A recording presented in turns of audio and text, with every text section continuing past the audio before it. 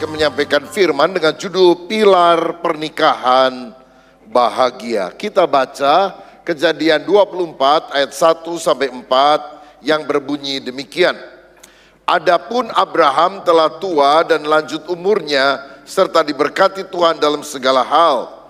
Berkatalah Abraham kepada hambanya yang paling tua dalam rumahnya, yang menjadi kuasa atas segala kepunyaannya, katanya, baiklah letakkan tanganmu di bawah pangkal pahaku, supaya aku mengambil sumpahmu demi Tuhan Allah yang empunya langit dan yang empunya bumi, bahwa engkau tidak akan mengambil untuk anakku seorang istri dari antara perempuan Kanaan yang di antaranya aku diam. Tetapi engkau harus pergi ke negeriku dan kepada sanak saudaraku untuk mengambil seorang istri bagi Ishak anakku. Amin. Saya percaya kita semua ingin menemukan pasangan hidup yang tepat dan memiliki keluarga yang bahagia. Dan saya percaya itu semua bukan terjadi secara kebetulan, bukan juga permainan nasib. Tetapi ketika kita memiliki 5 pilar pernikahan bahagia yang diajarkan oleh Alkitab, khususnya melalui kisah bagaimana Abraham menyuruh hambanya yang paling tua, Eliezer, untuk mendapatkan calon bagi anaknya yang bernama Ishak. Yang pertama, saudara, pernikahan yang bahagia itu harus memiliki pilar iman. Ayat 1 sampai 4 tadi menceritakan Abraham mencari pasangan yang seiman bagi Ishak anaknya. Bukan perempuan Kanaan tempat dia tinggal, karena orang-orang Kanaan tidak mengenal Allah. Sedangkan dia harus mengutus orang pergi ke Aram Mesopotamia agar menemukan orang yang sama-sama percaya kepada Elohim, kepada Allah yang disembah Abraham, Ishak dan Yakub. Di kemudian hari Ishak juga melarang Yakub anaknya untuk mengawini perempuan Kanaan. Jadi rupanya apa yang diajarkan oleh ayahnya itu dilakukan terus oleh anaknya. Karena terang tidak bisa bersatu dengan gelap. 2 Korintus pasal 6 ayat 14 berkata, mari baca bersama, janganlah kamu merupakan pasangan yang tidak seimbang dengan orang-orang yang tak percaya. Sebab persamaan apakah terdapat antara kebenaran dan kedurhakaan? Atau bagaimanakah terang dapat bersatu dengan gelap? Tuhan tidak ingin agar kita hidup menderita. Dan itu terjadi kalau kita mentaati firman Tuhan. Dan jelas ajarannya terang tidak bisa bersatu dengan gelap. Artinya Tuhan ingin agar kita menemukan pasangan yang sepadan dalam iman. Sebab kalau kita tidak sepadan dalam iman, bukankah dalam kehidupan akan banyak masalah? Dan kepada siapa kita minta tolong ketika kita punya masalah? Kepada Tuhan. Nah, kalau Tuhannya berbeda, cara doanya berbeda, bagaimana kita bisa mengharapkan pertolongan dari Dia? Banyak orang sekarang rasanya tidak terlalu peduli dengan hal ini. Yang penting aku cinta, aku suka, terserahlah, Tuhan-Tuhanan gak terlalu penting. Saya mau bilang saudara, pada waktu kita membeli sebuah barang, katakan kalau kita beli motor, maka kita juga akan mendapatkan manual book, buku petunjuk bagaimana cara kita menghidupkan motor. Saudara sudah starter, gak nyala, baca buku petunjuknya. Mesti diisi dulu dengan bensin. Oh, rupanya saya belum beli bensin. Ketika kita taat pada buku petunjuknya, kita akan mendapatkan hasil yang baik untuk motor yang telah kita beli itu. Beli motor dapat buku petunjuk, beli kompor dapat buku petunjuk. Tahukah saudara, pada waktu kita diciptakan oleh Tuhan, Allah telah memberikan buku petunjuk bagi kita, dan itu adalah Alkitab. Firman-Mu pelita bagi kakiku dan terang bagi jalanku. Sehingga kita harus mentaati apa yang diajarkan oleh Alkitab, sehingga kita mengalami kemenangan dalam kehidupan ini. Saya berdoa, saudara memilih orang-orang yang benar-benar lahir baru, rohani, bukan sekedar orang yang beragama Kristen. Karena Alkitab bilang ada lalang dan gandum sama-sama tumbuh. Ada orang Kristen sejati, ada orang Kristen gadungan. Orang yang ke gereja belum tentu semuanya Kristen sejati. Tapi orang Kristen sejati pasti ke gereja. Nah, disinilah kita perlu berdoa supaya Tuhan memberikan pasangan yang sepadan.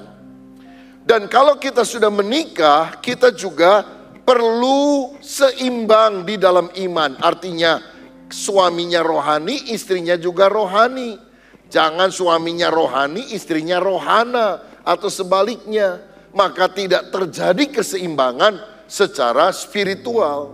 Yosua 24 ayat 15 dikatakan, tetapi jika kamu anggap tidak baik untuk beribadah kepada Tuhan, pilihlah pada hari ini kepada siapa kamu akan beribadah. Allah yang kepadanya nenek moyangmu beribadah di seberang sungai Efrat, atau Allah orang Amori yang negerinya kamu diami ini.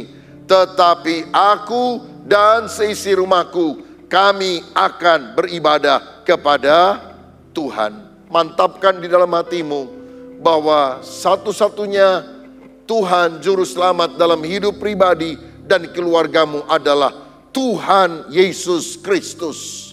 Sehingga kita sungguh-sungguh mengalami kebahagiaan di bumi dan juga keselamatan kekal di dalam kerajaan sorga.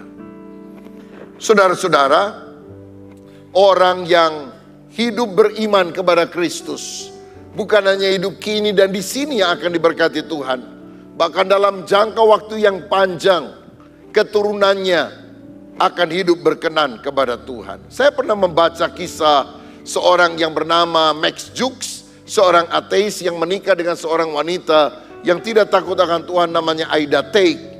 Setelah diteliti daftar keturunannya ratusan tahun kemudian, ternyata ada 440 orang hidup dalam pesta pora, 310 orang jadi gelandangan dan pengemis, 190 orang jadi pelacur, 130 orang jadi narapidana, 100 orang pecandu alkohol, 60 orang punya kebiasaan mencuri, 55 orang korban pelecehan seksual, dan 7 orang jadi pembunuh.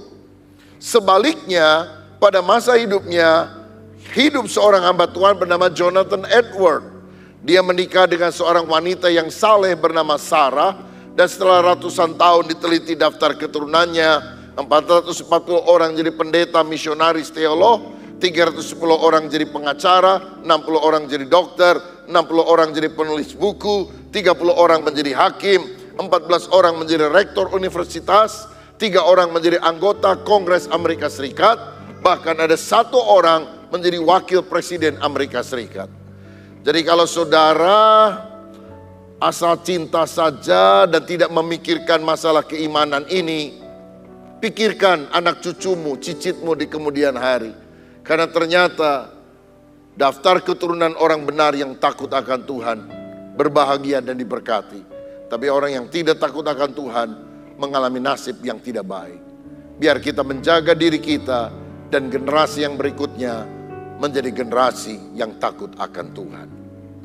Pilar kedua yang harus kita miliki supaya kita bahagia adalah pilar doa.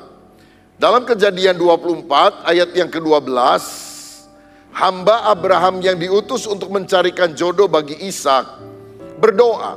Dikatakan, lalu berkatalah ia, Tuhan Allah Tuanku Abraham, buatlah kiranya tercapai tujuanku pada hari ini. Tunjukkanlah kasih setiamu kepada Tuanku Abraham. Dia tahu memilih jodoh yang tepat buat anak tuannya nggak gampang. Karena itu dia doa sama Tuhan, jangan sampai salah pilih. Dari sini kita melihat bahwa doa harus mendahului pemilihan. Agar Tuhan menunjukkan orang yang tepat dan tidak keliru. Doa dulu baru menetapkan keputusan. Jangan tetapkan keputusan dulu baru berdoa. Tuhan, aku udah jadian tolong berkati ya. Itu bukan minta izin sama Tuhan, itu lapor saudara. Kalau lapor saudara yang tanggung resikonya. Kalau minta izin, berdoa, Tuhan apakah ini dari Engkau atau tidak? Dan Tuhan berkata, ya. Maka Tuhan yang akan mengatur langkah kehidupan kita. Dari mana kita tahu bahwa Dia berkenan atau tidak berkenan kepada apa yang kita putuskan? Dari firman Tuhan. Kalau terang bersatu dengan gelap udah gak bisa. Jangan saya doa puasa dulu. Siapa tahu Tuhan mengubah pendiriannya. Lo gak usah doa yang begitu. Saudara melanggar Tuhan.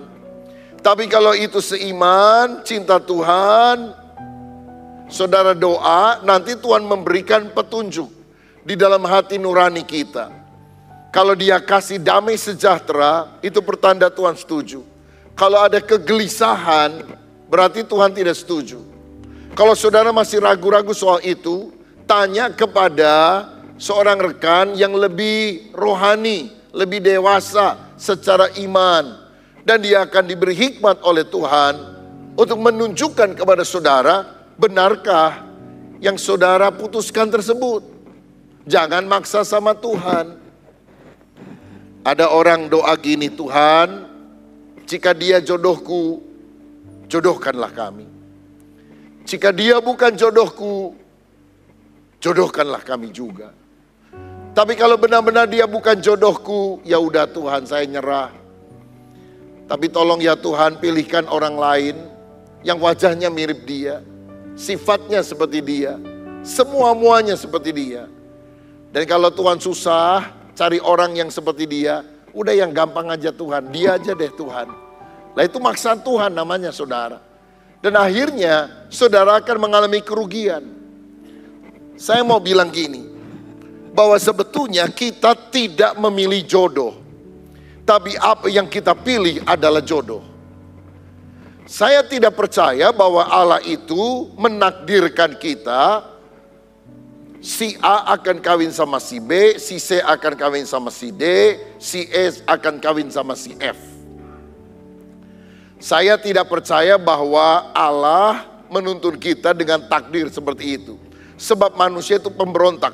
Kalau si A gak kawin sama si B, tapi kawinnya sama si D, atau zaman sekarang kan si A laki bisa kawin sama si B laki juga, saudara sekalian. Ini kacau semuanya. Kacau, tidak ada yang ikutin lagi, begitu. Jadi saya yakin kita tidak memilih jodoh. Tapi apa yang kita pilih adalah jodoh. Lalu jodoh seperti apa yang kita harus pilih? Yaitu yang seiman. Terang tidak bisa bersatu dengan gelap. Saudara saling mencintai satu dengan yang lain. Sudah menikah. Bolehlah kalau ada kriteria yang lain. Boleh, tapi jangan terlalu panjang amat saudara-saudara. Saya ingin pasangan saya yang sudah ada pekerjaan tetap. Boleh, pendidikannya juga kalau bisa nggak terlalu jauh sama saya. Boleh. Tapi jangan terlalu rinci, saudara-saudara. Ya, lebih baik kita lihat dia seiman, saling mengasihi, dia adalah orang yang bertanggung jawab. Nikah, Tuhan akan berkati. Nah, jadi dimulai dengan doa terlebih dahulu. Begitu juga kalau kita sudah menikah, rumah tangga bahagia itu adalah rumah tangga yang ditandai dengan adanya doa bersama, adanya mesbah doa keluarga. Karena Matius 18 ayat 19 berkata, dan lagi aku berkata kepadamu, jika dua orang daripadamu di dunia sepakat meminta apapun juga, permintaan mereka itu akan dikabulkan oleh Bapakku yang di sorga. Dua orang di dunia sepakat minta apa saja, Tuhan kabulkan doa kita. Saudara-saudara, saya membaca menurut The Guinness Book of World Record, pernikahan yang paling langgeng itu dialami oleh pasangan suami istri Afro-Amerika yang namanya adalah Herbert dan Zermira Fisher. Mereka telah menikah 87 tahun. Bukan umurnya 87 ya, keduanya sudah 100 tahun lebih. Nikahnya 87. Saya bersyukur minggu yang lalu, Papa dan Mama saya merayakan ulang tahun pernikahan yang ke-60. Ini anugerah Tuhan. Saya pernah melayani orang yang anniversary-nya ke-25, kawin perak, silver wedding anniversary. Yang 50 tahun, golden wedding anniversary, pernah nikah emas. Yang diamond wedding anniversary 60 tahun belum pernah. Baru minggu yang lalu, dan saya bersyukur karena mereka adalah orang tua saya. Berarti panjang umur. Yang kedua, mereka tidak pernah bercerai dan menjadi teladan bagi kita. Itu warisan yang tidak ternilai dengan uang apapun. Jadi pertahankan pernikahanmu. Kalau bisa sampai pernikahan yang ke-50, bahkan lebih daripada itu. Nah, Herbert dan Jeremy Fisher, rekornya belum terpecahkan. Nikah 87 tahun. Lalu ditanya, apa resepnya? Si suami bilang, pernikahan itu bukan pertandingan, siapa menang, siapa kalah. Tapi harus saling melengkapi satu dengan yang lain. Dan istrinya bilang, kami punya ritual kecil yang kami lakukan setiap hari selama puluhan tahun. Kalau kami bangun, suami saya mendoakan saya. Dan kemudian saya mendoakan suami saya. Doanya singkat, tapi saling memberkati satu dengan yang lain. Dan tahukah saudara, waktu kita berdoa, Tuhan dihadirkan dalam hidup dan keluarga kita. Tali 3 lembar tidak mudah diputuskan, kata Alkitab. Karena Tuhan satu-satunya pihak ketiga yang ketika dilibatkan menyebabkan pernikahan kita menjadi pernikahan yang bahagia.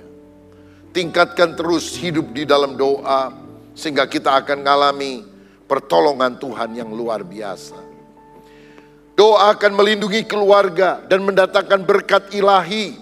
1 Petrus 3 ayat 7. Demikian juga kamu, hai suami-suami, hiduplah bijaksana dengan istrimu sebagai kaum yang lebih lemah. Hormatilah mereka sebagai teman pewaris dari kasih karunia, supaya yaitu kehidupan, supaya doamu jangan terhalang. Suami boleh rajin berdoa.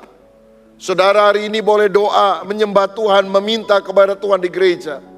Tapi kalau engkau ribut terus, nggak bereskan masalahmu dengan istrimu, Alkitab berkata doamu terhalang. Doamu nggak bisa dikabulkan. Gimana caranya supaya doa kita bisa dikabulkan oleh Tuhan? Berdamai dulu dengan pasangan kita. Baru doa sesimpel apapun Tuhan akan kabulkan. Jadi betapa pentingnya kesatuan, kerukunan di dalam doa. Dan ini akan mengakibatkan kebahagiaan. Yang ketiga, pilar karakter.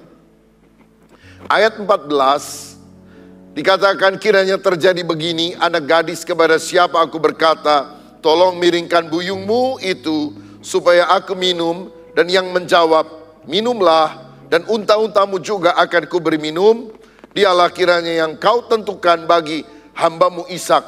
Maka dengan begitu akan ku ketahui bahwa engkau telah menunjukkan kasih setiamu kepada tuanku itu. Hamba Abraham setelah berdoa dia minta tanda dari Tuhan. Tuhan, aku minta tanda. Kalau ada seorang gadis, waktu aku minta minum, dia kasih aku minum, dan dia menawarkan kebaikannya untuk memberi minum unta-unta yang banyak yang aku bawa, itu tandanya dia adalah jodoh buat Ishak. Pertanyaannya, boleh nggak kita berdoa minta tanda kepada Tuhan sebelum kita membuat sebuah keputusan? Ada yang bilang boleh, ada yang bilang nggak perlu. Tapi sebetulnya begini saudara, masalah akan muncul kalau kita minta tanda yang aneh-aneh. Seorang mahasiswa berdoa, Tuhan aku belum punya jodoh, tolong tunjukkan jodohku siapa. Aku biasa kalau kuliah datang telat, tapi besok aku datang paling awal. Dan siapapun orang pertama yang kutemukan di kampus, dia adalah jodohku. Maka datanglah dia lebih awal daripada yang lain. Dan siapa orang pertama yang dia temukan? Mbok Inem penjual soto. di kampus itu karena dia lagi siapkan dagangannya supaya mahasiswa bisa belanja di sana. Apa itu dijodoh dari Tuhan? Tentu tidak demikian. Nah, tetapi kalau kita lihat hamba Abraham ini minta tanda yang sangat realistis, sangat logis. Karena dia adalah orang tua, dan orang tua yang minta tolong sama gadis muda, lalu gadis muda mau menolongnya, itu pertanda bahwa gadis itu adalah wanita yang ramah, yang rajin, suka menolong orang lain. Apalagi memberi minum unta-unta. Saudara tahu binatang yang paling kuat minum apa? Unta. Jadi pasti dia harus menimba puluhan kali untuk menyediakan air bagi unta-unta itu. Berarti gadis ini gadis yang rajin bekerja, sudah ramah, mau menolong orang tua, perhatian kepada orang asing, mau mengulurkan tangannya. Dia juga rajin, saya rasa mungkin ototnya itu spiran, saudara sekalian ya, karena dia rajin menimba air. Dan ternyata karakter semacam inilah yang diperlukan. Ada wanita cantik, masak nggak bisa, kerja nggak bisa, taunya dandan aja melulu. Aduh, mesti dipikir tuh saudara, kalau mau dijadikan sebagai calon mantu atau istri. Apa-apa nggak bisa, bantu toko nggak bisa, kerja nggak bisa. Cuma dandan, merah, biru, hijau, kuning, kehujanan coklat semuanya. Apa mau kita punya pacar, kekasih, pasangan hidup yang gak bisa ngapa-ngapain kecuali bersolek? Bukankah yang paling penting adalah karakter yang baik yang dimiliki? Karena itu jangan memilih orang karena parasnya. Amsal 31 ayat 30 berkata, kemolekan adalah bohong dan kecantikan adalah sia-sia. Tetapi istri yang takut akan Tuhan dipuji-puji. Kemolekan bohong, kecantikan sia-sia. Tetapi orang yang punya karakter yang baik, hidup takut akan Tuhan. Nah itu yang perlu dipilih. Karena apa? Kecantikan itu kan relatif, saudara. Gelisnya si Eta. Ah biasa, kata temennya. Kecantikan itu relatif. Yang cantik menurut saudara belum tentu cantik menurut teman saudara. Kecantikan relatif, kalau jelek mutlak, saudara-saudara. Nah, kalau misalnya ada dua orang nih ya, anak SMA lah, perempuan dua-duanya. Lagi sekolah, lagi pas jam istirahat, semua main di luar. Hanya tinggal dua orang tersisa mengerjakan tugas. Tiba-tiba waktu masuk lagi, ada yang bilang, aduh uang saya hilang. Tadi saya simpen di tas. Wah saudara, orang-orang pasti curiga dua orang ini. Karena dua ini nggak keluar kelas kan. Satu cantik, putih, tinggi, langsing. Satu lagi pendek, hitam, dekil, hidup lagi. Yang dituduh kira-kira siapa? Yang cantik apa yang jelek? Udah jelek, udah hitam, udah itu nyolong lagi. Padahal belum tentu dia, saudara. Setelah diperiksa ternyata yang cantik ini yang nyolong. Karena itu dikatakan kemolekan itu bohong. Belum tentu orang yang cantik itu cantik juga hatinya. Makanya yang perlu dipilih adalah orang yang karakternya baik. Itu yang sangat penting. Juga jangan karena daya tarik materi semata-mata. Wah, pacar saya tiap kali jemput saya gonta-ganti mobil.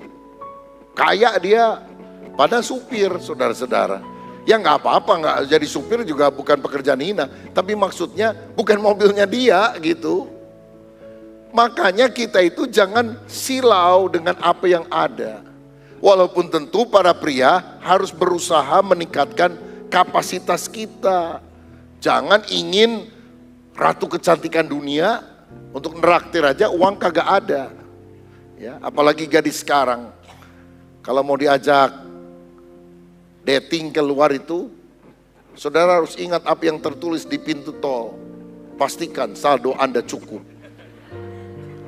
Kalau nggak cukup bisa repot saudara-saudara. Bila wajah Anda tidak tampan, berusahalah hidup mapan, maka tampangmu pun akan termaafkan. Berarti kita harus mengembangkan kapasitas kita, tapi yang dipilih tetap adalah orang yang punya karakter yang baik. Rumah tangga kalau sudah nikah bisa bahagia bila suami istri juga punya karakter yang baik.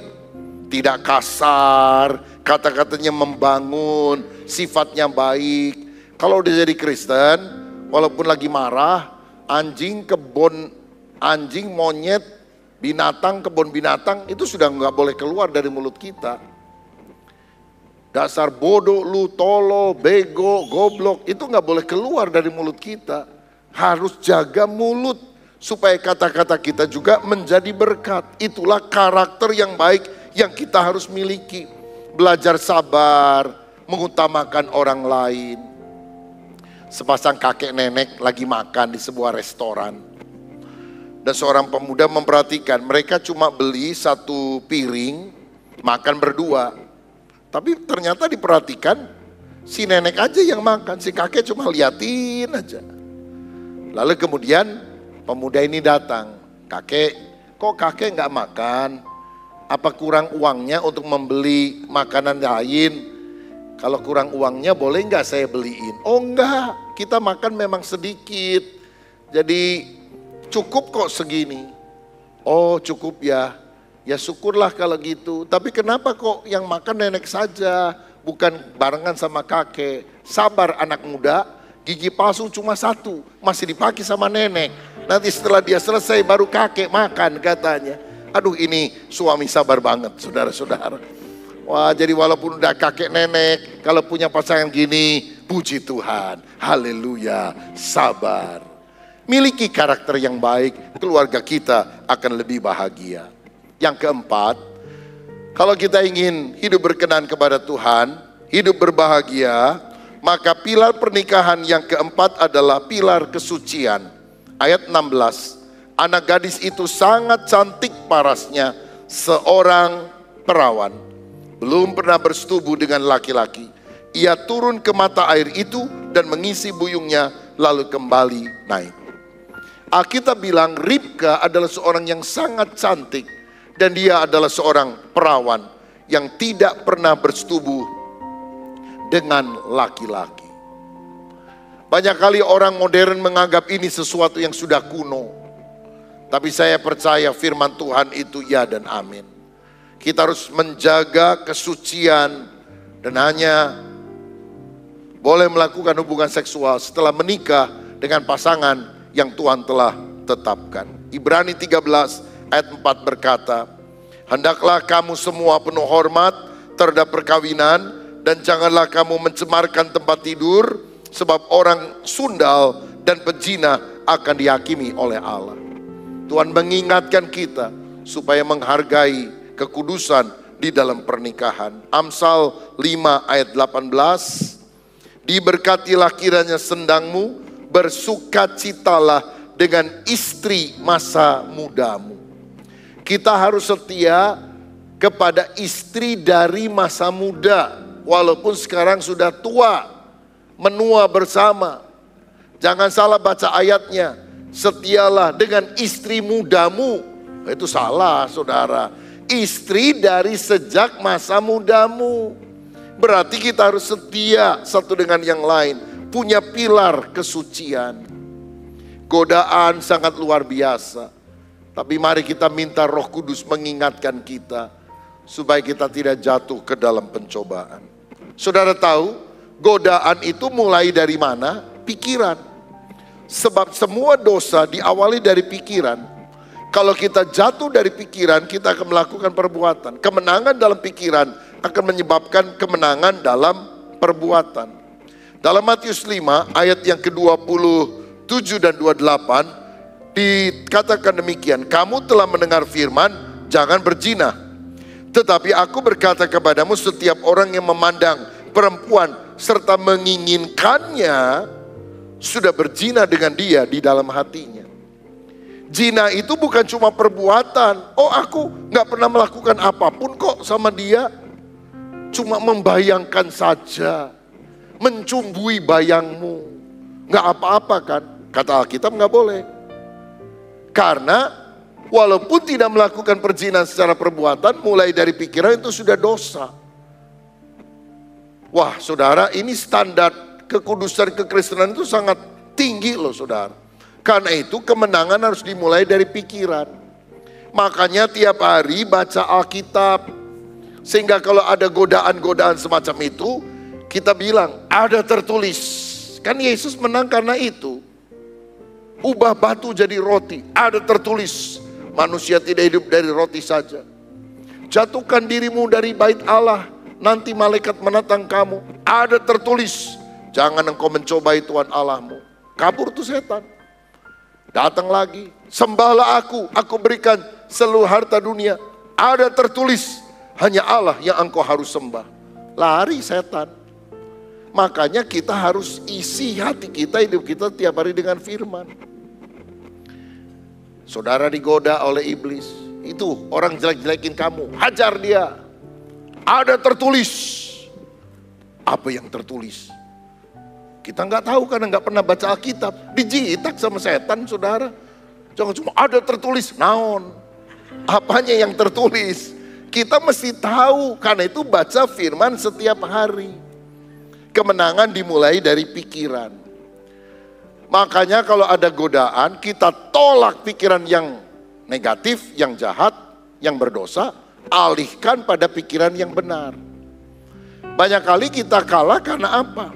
Kita bilang, saya nggak mau pikir kotor, saya nggak mau pikir kotor, saya nggak mau pikir kotor. Yang muncul apa? Kotor, kotor, kotor. Ayo, 1 menit, jangan pikir gajah, jangan pikir gajah, jangan pikir gajah. Jangan pikir gajah yang badannya besar, jangan pikir gajah yang belalainya panjang, jangan pikir gajah yang kakinya 4, jangan pikir gajah kalau nindi saudara, saudara remuk. Jangan pikir gajah, saudara pikir apa? Gajah. Gimana supaya nggak pikir gajah, pikir yang lain. Pikir mobil, bagus, warnanya merah, menyala, joknya kulit asli, stangnya bisa dinaikin turunin. Klaksonnya tidit, kalau ditutup pintunya kedebruk, begitu. Begitu saudara pikirkan mobil, gak akan terpikir soal gajah. Asal jangan pikir gajah naik mobil, itu masih ada unsur gajahnya saudara-saudara. Nah makanya kalau kita diganggu pikiran jahat, dalam nama Yesus, keluar engkau iblis, enyah engkau iblis. Lalu pikirkan, lagi pujian penyembahan di gereja, lagi baca ayat firman, itu yang hilang, yang kotor itu hilang-hilang saudara. Nah maka mulai dari pikiran kita. Bagaimana kalau saudara jatuh di dalam dosa, bertobat, berjanji tidak melakukan lagi, minta dipimpin oleh Roh Kudus agar Tuhan memulihkan. Bagaimana kalau pasanganmu yang berselingkuh, walaupun berat, lepaskan pengampunan 70 kali 7 kali. Sehingga keluarga kita akan dipulihkan oleh Tuhan. Biar kita dipelihara oleh Tuhan, menjaga pilar kesucian ini. Saya mau bilang ya, tiap orang itu pasti ada digoda oleh kecenderungan dosa. Karena kita walaupun sudah percaya Yesus lahir baru, tetap memiliki sifat kedagingan, sifat manusia lama. Ada yang belum kawin, mikir gini, aduh saya kok belum kawin ini mikirnya, kalau yang laki nih, cewek melulu nih. Aduh pikiran gak bener nih, mikirnya cewek doang. Nanti kalau udah aku kawin, pasti gak ada pikiran soal itu. Enggak juga loh saudara. Kadang-kadang orang sudah nikah pun godaan-godaan itu masih datang. Nah itu kecenderungan negatif, kecenderungan jangan dituruti. Apakah kecenderungan heteroseksual atau kecenderungan homoseksual? Sama. Jadi gini ya, seorang pria sudah kawin, sudah punya istri, masih bisa tergoda nggak oleh seorang gadis cantik? Bisa tidak? Itu kan kecenderungan jahat yang harus ditolak. Itu heteroseksual. yang homoseksual, ada. Laki-laki kalau sama perempuan mah nggak ada gerengnya sama sekali. Perempuan nari-nari pakai bikini, wih, geleh. Tapi begitu lihat ada pria lain, six pack, wah, hati berdebar-debar, laki sama laki. Ini kecenderungan, saudara. Tidak boleh menjadi perbuatan, harus ditolak hal semacam itu. Karena itu berasal dari pikiran yang tidak benar, pikiran jahat. Sifat dasar manusia yang jahat. Berapa hari lalu ada seorang menteri.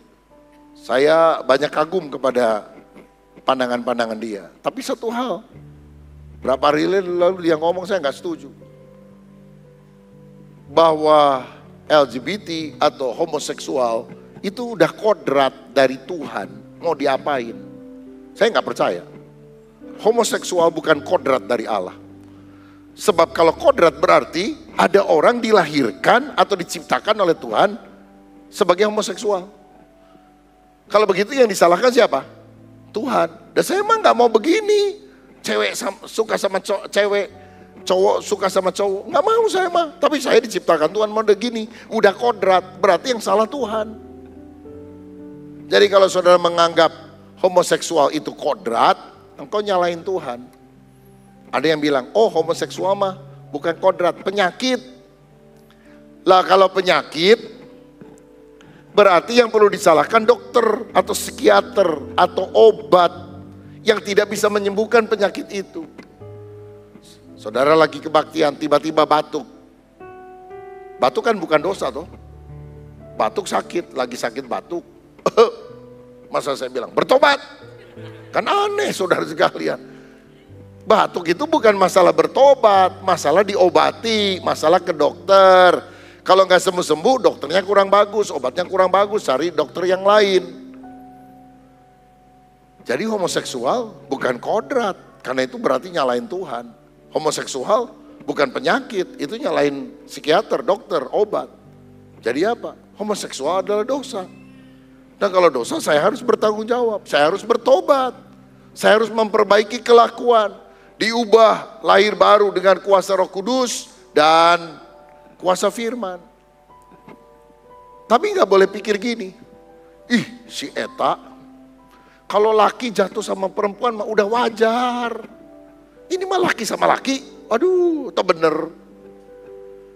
Nggak bisa mikir gitu, sama dosa homoseksual sama dosa heteroseksual sama-sama dosa. Kan nggak boleh, kecenderungannya cowok suka sama cewek yang bukan pasangannya, dosa. Cowok suka sama cowok, dosa juga, saudara. Kecenderungan ini harus dipatahkan oleh kuasa Tuhan sehingga kita pikirannya sesuai dengan firman. Pernikahan yang benar, monogami, heteroseksual. Monogami artinya tidak boleh nikah lebih dari satu orang. Heteroseksual harus dengan pasangan jenis. Lawan jenis maksudnya. Jadi saudara, sekarang kalau memilih jodoh, pertama itu seiman, terang tidak bisa bersatu dengan gelap. Tapi yang kedua, lawan jenis. Oh saya mah udah seiman, tapi sejenis. Waduh repot ini saudara. Dan biarlah kecenderungan-kecenderungan dosa itu kita patahkan dan kita hidup di dalam kesucian. Yang terakhir, yang kelima, pilar yang kita harus miliki untuk pernikahan bahagia adalah pilar kasih. Ayat 67, lalu Ishak membawa Ribka ke dalam kemah Sarah ibunya dan mengambil dia menjadi istrinya. Ishak mencintainya dan dengan demikian ia dihiburkan setelah ibunya meninggal. Rupanya keduanya saling cinta satu dengan yang lain. Nah inilah pilar yang membuat pernikahan bahagia. Ada cinta. Orang dulu itu dijodohkan, saudara. Jadi katanya zaman Siti Nurbaya dijodohkan. Waktu mulai masuk dalam pernikahan biasanya dingin, dijodohkan, gak kenal. Tapi karena menghargai orang tua, keluarga, lama-lama cinta itu bertumbuh jadi hangat. Orang sekarang gak dijodohkan, cari sendiri. Lagi pacaran udah hot. Tapi begitu nikah, jadi dingin, pudar, cerai. Lihat tuh, orang dulu yang dijodohin ya. Saudara suka dengar nggak? Cerai. Orang dulu itu dijodohin. Jarang-jarang dengar yang cerai. Orang sekarang nggak ada yang jodohin, cari sendiri, cerai. Jadi mendingan gimana? Pertama hot,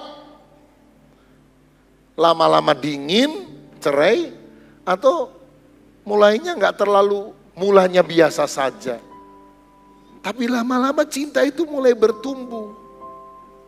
Saudara-saudara, maka kita harus selalu membangun semuanya dengan kasih agar ada kobaran cinta di dalam hati kita. Kejadian 26 ayat 8.